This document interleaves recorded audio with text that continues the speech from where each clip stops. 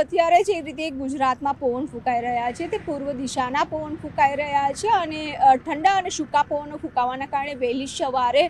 ઠંડીનો અહેસાસ થઈ રહ્યો છે અને સાથે બપોર થતાં જ ગરમીનો પણ અહેસાસ થયો, એટલે કે બેવડી ઋતુનો અહેસાસ થઈ રહ્યો છે। અમદાવાદ શહેરમાં આપણે દ્રશ્યો બતાવવા માંગીશ કે અત્યારે અમદાવાદ શહેરમાં પણ વહેલી સવારે જ્યારે ઠંડી પડી રહી છે ત્યારે સ્વેટરનો સહારો લેવો પડી રહ્યો છે। હજી જ ઠંડીની શરૂઆત છે તે થઈ છે। જ્યારે ઉત્તર પૂર્વના પવનો ફૂંકાણા હતા ત્યારે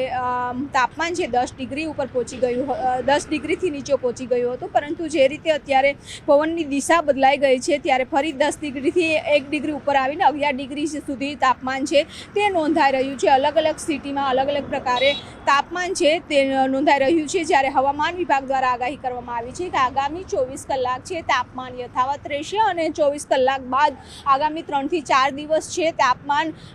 છે યથાવત રહેવાનું, કારણ કે 10 થી 11 વચ્ચે તાપમાન છે તે નોંધાશે। સૌથી ઠંડુ શહેર છે તે અત્યારે નલિયા નોંધાઈ રહ્યું છે। હવા પ્રદૂષિત થવાના 2 કારણ છે। એક તો લોકલ તમારું જે પ્રદૂષણ હોય છે તેના કારણે પણ હવામાં પ્રદૂષણનું પ્રમાણ વધી જતું હોય છે, અને બીજું કે જે તરફની પવન આવે છે તે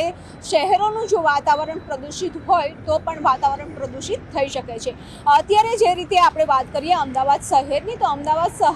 શહેરનું પણ AQI છે કે એર ક્વોલિટી ઇન્ડેક્સ છે તે 200 નજીક પહોંચી ગયો છે, એટલે કે હવા પ્રદૂષિત થઈ રહી છે। ત્યારે અમદાવાદ શહેરમાં બતાવવા માંગીશ કે જે રીતે વાહનોની સંખ્યા વધતી જાય છે, વાહનોમાંથી નીકળતા પ્રદૂષણ હોય કે જે રીતે કામ ચાલતા હોય છે ત્યારે પણ માટી ખૂબ જ ઉડતી હોય છે, ધૂળના રજકણો ઉડતા હોય છે અને એ હવામાં પડે છે, તેના કારણે પણ પ્રદૂષિત હવા બની જતી હોય છે। પરંતુ બીજી તરફ કે અત્યારે જે પવનની દિશા એટલે કે ઉત્તર તરફના જે પવનો આવતા હોય છે ત્યારે પણ પ્રદૂષિત હવા થઈ જતી હોય છે, કારણ કે દિલ્હીમાં અતિ પ્રદૂષણ વધી રહ્યું છે અને એ પ્રદૂષિત હવા છે તે જે પવનની દિશાથી તેની સાથે આવતા હોય છે અને જ્યાં પણ પવનો ડ્રોપ થઈ જતા હોય છે તે શહેરમાં એર ક્વોલિટી ઇન્ડેક્સ છે તે વધી જતો હોય છે। ત્યારે અમદાવાદ શહેરમાં અત્યારે 200 પહોંચ્યો છે એર ક્વોલિટી ઇન્ડેક્સ, એટલે બતાવી રહ્યું છે કે હવે ધીમે ધીમે હવા છે તે પ્રદૂષિત થઈ રહી છે અને પ્રદૂષણના કારણે જે અસ્થમાના દર્દીઓ છે, ખાસ કરીને એલર્જી હોય છે તેવા દર્દીઓ છે તેને ખૂબ જ મોટી અસર છે તે પહોંચી રહી છે, કારણ કે શ્વાસ લેવામાં તકલીફ છે તે પહોંચતી હોય છે। પ્રદૂષિત હવા છે તેને ઘટાડવા માટે, પ્રદૂષણને ઘટાડવા માટે શું કરવું જોઈએ, પરંતુ કરોડો રૂપિયાનો ખર્ચ છે તે પણ કરવામાં આવતું હોય છે। અને ખાસ કરીને આપણે ફરી દ્રશ્યો બતાવવા માંગીશ અમદાવાદ શહેરના કે અમદાવાદ શહેરમાં જે રીતે પ્રદૂષણ વધી રહ્યું છે, વાહનો છે તે વધી રહ્યા છે, એટલે જ સરકાર પણ અપીલ કરી રહી છે કે ખાસ કરીને ઇલેક્ટ્રોનિક વાહનો ઉપર ભાર આપી રહી છે અને જેના કારણે લોકો જો ઇલેક્ટ્રિક વાહનો ખરીદે તો પેટ્રોલ ડીઝલથી થતો પ્રદૂષણ છે તે અટકાવી શકાય। સાથે જ જે દિલ્હી તરફ સૌથી વધારે પ્રદૂષણ હોય છે અને ત્યાં તે તરફના પવનો જ્યારે ફૂંકાતા હોય છે ગુજરાત તરફ, ત્યારે ગુજરાતમાં ખાસ કરીને પ્રદૂષણનું પ્રમાણ છે તે વધી જાય છે। લોકો પર્યાવરણ બચાવવા માટે પણ અનેક પ્રયાસો છે તે કરતા જતા હોય છે, પરંતુ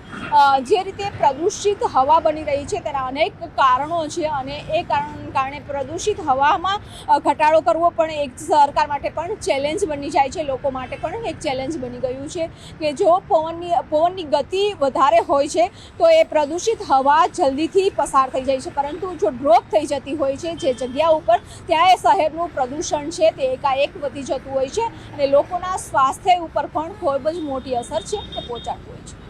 AQI જે છે એનો વધારો થઈ રહ્યો છે અમુક એરિયા વાઇઝ વધારે છે ઇસ્યુ, પરંતુ આવા સમયે ખાસ કરીને એ લોકોએ ખૂબ સાવચેતી રાખવાની છે કે જેને એલર્જીક ઇસ્યુઝ છે અને એની અંદર સૌથી કોમન જોઈએ આપણે તો એ અસ્થમા હોય છે,